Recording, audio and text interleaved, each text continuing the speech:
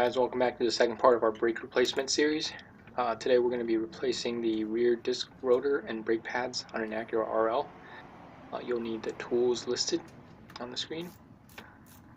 Once you get the tire out of the way, the first thing to do is to remove two 12mm bolts holding the caliper assembly to the torque plate.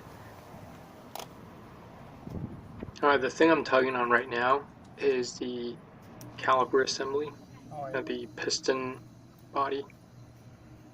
Now, once I remove the center piece, the outer piece is the torque plate. And the torque plate, if you notice, has the two brake shoes on it, the brake pads, and that torque plate is attached to two 17mm bolts. That's in there pretty snug. Once the caliper assembly is safely out of the way, the two 17mm bolts binding the torque plate to the spindle arm will be better exposed for hammering. And once you break the bolt loose, it's just a matter of ratcheting it out of there. There's not much clearance, so can't really get many tools in there.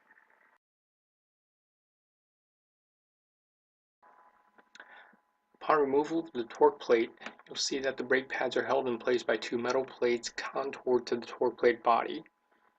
Slide out the old pads. You'll slide the old pads out of the recess, replace with new pads, and leave the assembly to the side. Take the number 3 Phillips head bit and gently tap on the two flush mounted bolts, keeping the rotor in place. I want to emphasize the importance of being very suave here. Apply penetrating grease to unseize the bolt connection. This part is emphasized because stripping the bolts could turn this from a 30-minute job into a 3-hour job. Behind the hub is the parking brake assembly, so we don't want to be hitting this too hard. Once the two Phillips head bolts are removed, take the rubber mallet and tap gently around the rotors to get the metal to unbind with the hub assembly.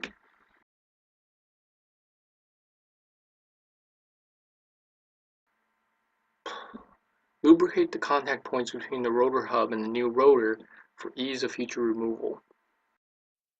Try not to get grease on any other parts of the brake system. Reverse the disassembly process by bolting new rotor to hub. Be sure to use the correct rotor by matching the two recess patterns for the Phillips head bolts. The outer face of the rotor hub should be absolutely flush.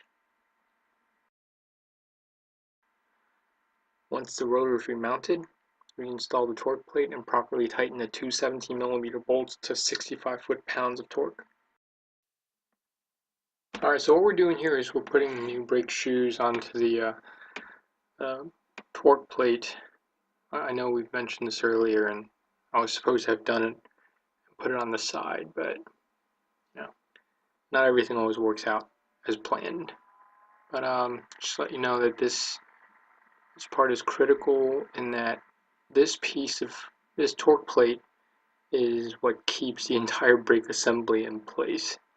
So be sure to pay good attention to this part. And now I didn't have my my torque wrench with me, so I had to just hammer it in and then do it by feel. I wouldn't recommend this method unless you work on mechanical things on a very frequent basis.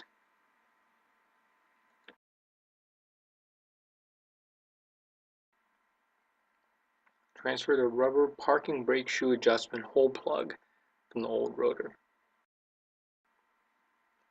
Take the caliper assembly and place the old worn calipers over the pistons for use as backing plate.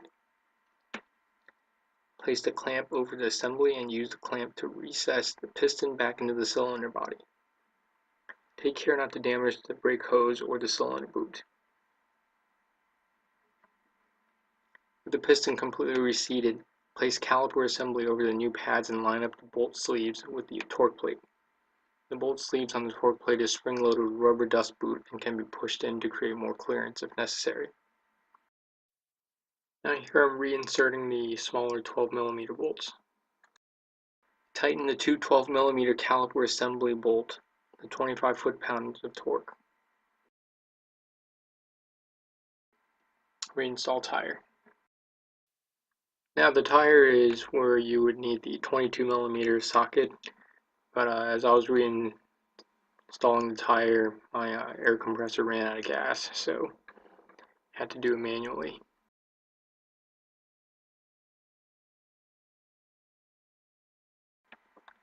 I hope this video helps you in your endeavor. Please like and subscribe. If you have comments, questions, or concerns, please leave me a note below and I will do my best to get back with you. Thank you and good luck.